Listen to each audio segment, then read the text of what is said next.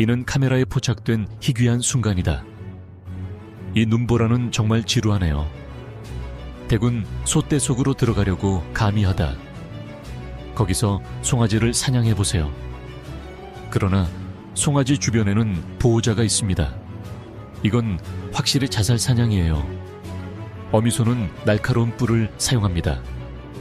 그 살과 피의 몸에 끊임없이 찔려들어 하지만 어떤 이유에서인지 눈보라는 먹이에게는 유령과도 같았다. 고통을 참아내지만 여전히 놓아주지 않는다. 어미소가 이걸 봤어요. 그녀는 자식에 대한 연민으로 재빨리 힘차게 발을 구르며 내려갔다. 눈표범의 앞발은 심하게 다쳤습니다. 곧바로 비참한 신음소리를 내뱉었다. 그것은 나를 상처로 가득 채우네요. 마침내 무리를 떠나는 것을 꺼려하다 그러자 눈표범은 서둘러 자기 둥지로 돌아갔다. 굴에는 신생아가 2명 있어요.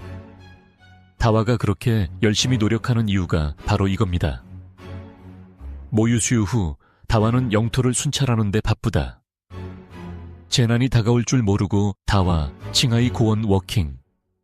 이 황무한 지역에는 그녀에게 천적이 없습니다. 그런데 그녀가 걸어가던 중 갑자기 위협적인 냄새를 맡았다. 내 앞에 황금빛 눈표범이 보였다. 이 침입자를 보고 도망갈 생각은 전혀 없었다. 다와는 그녀에게 매우 화가 났다. 침범할 수 없는 신성한 영토. 하지만 다와는 발이 나온 뒤에만 쓸 수 있어요. 쉬지 않고 땅을 파다이는 상대방을 억압하는 방법이다. 그리고 황마오 역시 다와에 대해 똑같은 일을 했습니다.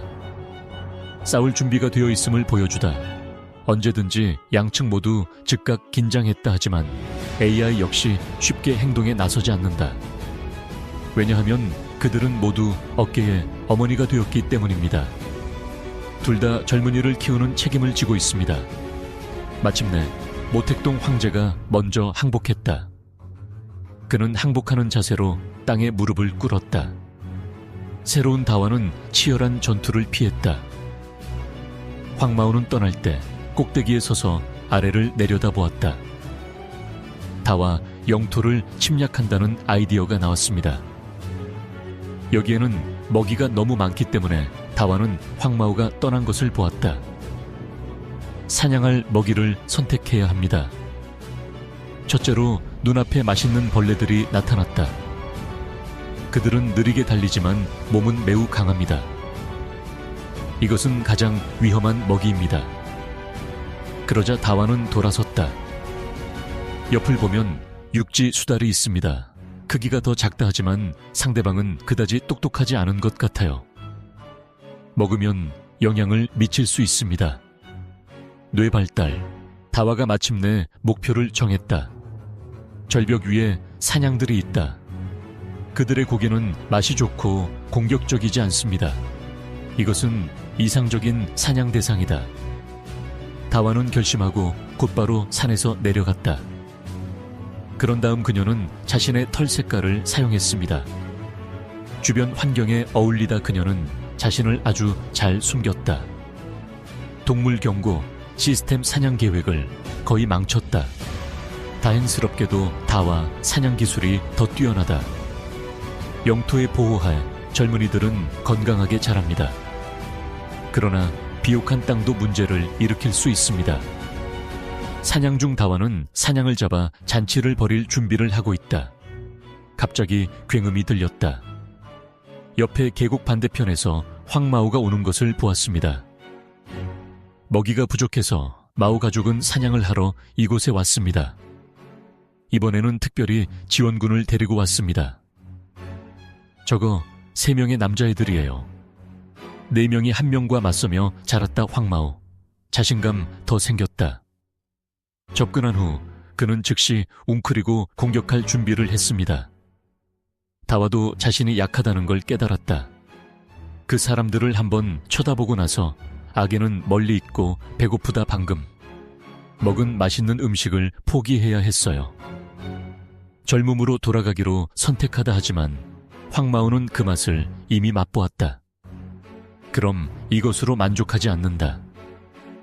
배불리 먹은 뒤 그들은 다와의 은신처로 돌아갔습니다. 다와의 영토를 빼앗았기 때문에 그들의 궁극적인 목표입니다. 그래서 다와의 좋은 시절은 끝났습니다. 그녀는 두 새끼를 둥지에서 데리고 나가야 했습니다. 그 후부터 방랑 생활을 했다 겨울이 다가오면서 청의 고원에 눈층이 생겼습니다. 먹이가 점점 희소해진다. 이것은 의미다와 생활이 더 어려워진다. 그녀와 그녀의 아기들은 일주일 동안 굶주리고 있었습니다.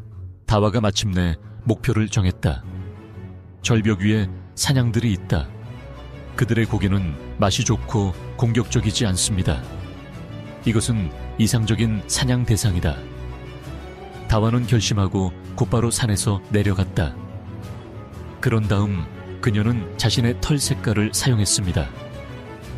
주변 환경에 어울리다 그녀는 자신을 아주 잘 숨겼다.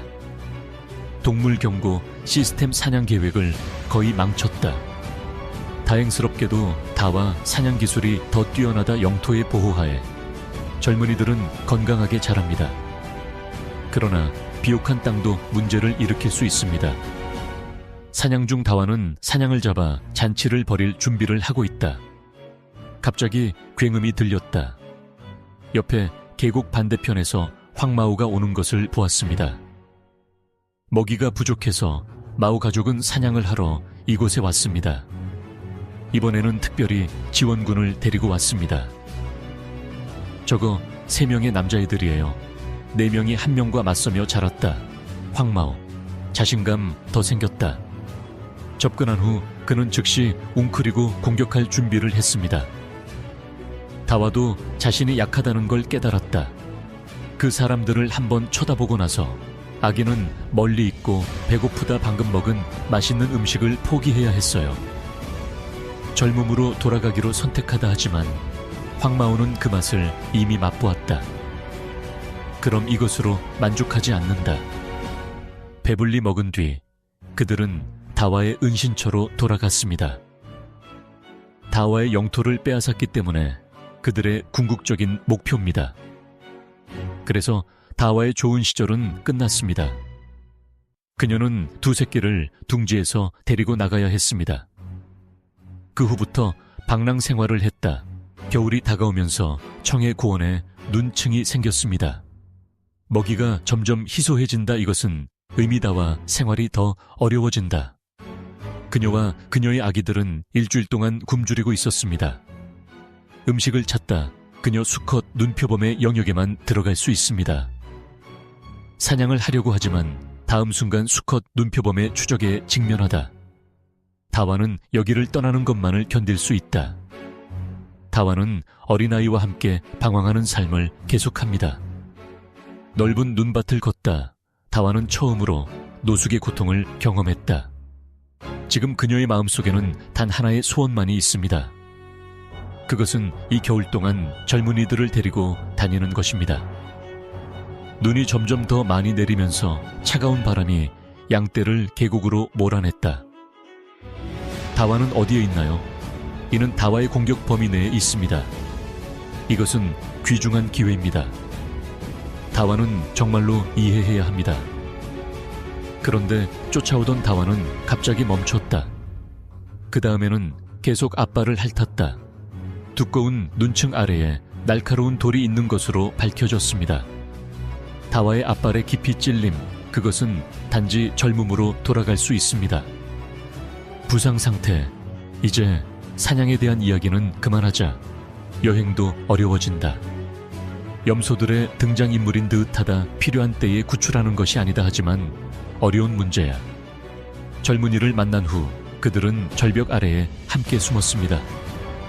눈에 무거워진 머리, 절망하지 않는 사람을 본다. 하지만 놀라운 것은 다와는 다음 봄까지 지속될 수 있다.